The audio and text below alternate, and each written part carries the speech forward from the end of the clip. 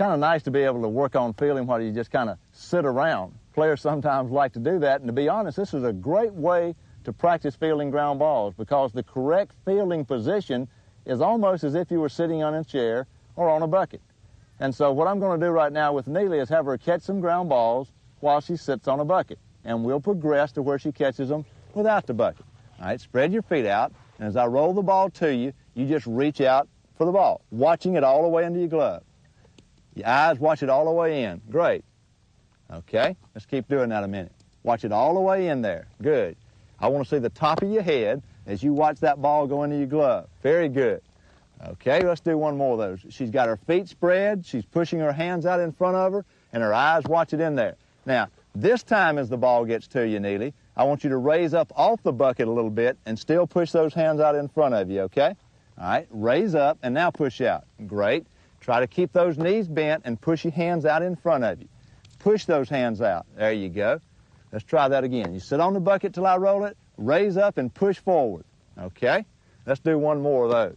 Raise up and push forward, okay? Now, that's a good fielding position, so I really don't think we need the bucket. Let's move the bucket over to the side and see how you do just coming to catch the ball. You might back up a step or two. Remember, we move to the ball, we glide down toward it like an airplane, spread out your feet, push out your hands, and watch the ball into your glove. Here we go. All right, good ready position, pushing in there. Hey, that looks great. That's a major league fielding position right there. Wonderful, okay? Notice how you're licking the ball into your glove and you see it go in there. Okay, be ready, get those knees bent. There we go. Wonderful, all right? Try to get those hands out just a little bit more, okay? Push those hands out just a little bit more. Push into it. Very good. That's good enough for a video.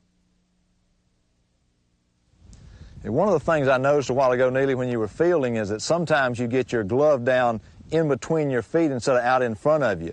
And a good way to practice a drill to stop you from doing that and to help you to push your hands out is to put a barrier down between your feet. For instance, this base. What I want you to do is spread your feet, face first base there, and get your feet spread around that base. Now if you were to bend down and put your glove right down between your feet, you'd hit that base. So this will make you push your hands out here to catch the ball when I roll them to you. Let's work at that. That pushing the hands out is very important. There used to be a guy back in the 1800s named Artemus Ward, and what he said was that the things that you don't know aren't what hurts you. It's the things you know that ain't so that hurt you. And this idea about pulling the hands into you or pushing them out, the pulling them in is one of those things that you know that hurts you. You need to push them out like you're doing here. Put a base or a bat or something like that between your feet, and it makes you push your hands out instead of keep them up underneath you. That's a good drill, and you're doing a good job with it. Real good job. Another excellent way to practice fielding ground balls, and actually the throwing act also, is to throw a ball up against the wall. Now, a rubber ball or a tennis ball probably works better. When I was a kid, I did that for hundreds or probably thousands of hours, bouncing some kind of a ball off of some kind of a wall just over and over and over and working on the fielding action. Even threw golf balls up against steps. Whatever you can do to throw a ball against some kind of wall so it comes back to you, you can practice that fielding action.